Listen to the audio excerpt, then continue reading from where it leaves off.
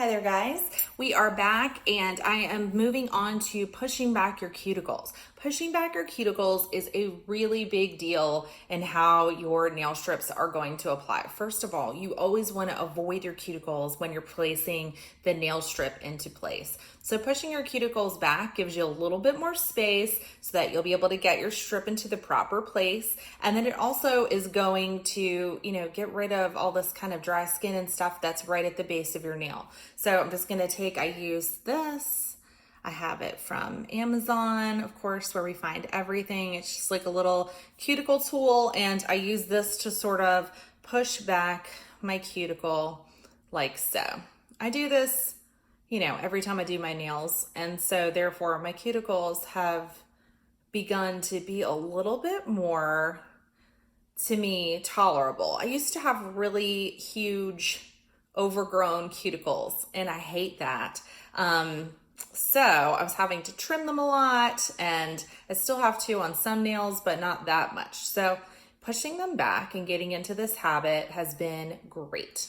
Another habit to get into in terms of cuticles, like if you have dry cuticles or ones that tend to be a little bit more sore or red, is to start using a great cuticle oil.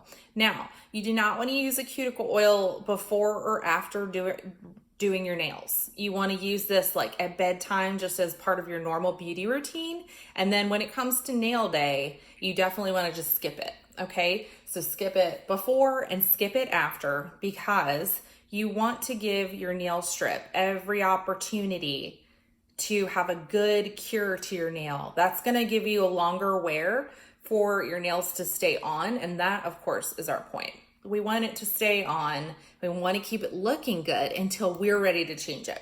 So Color Street says that our nail strips last about 10 days on the hand. I usually get 2 weeks, like easy. And I think that I chalk that up to my nail prep largely, because I do think it makes a huge difference.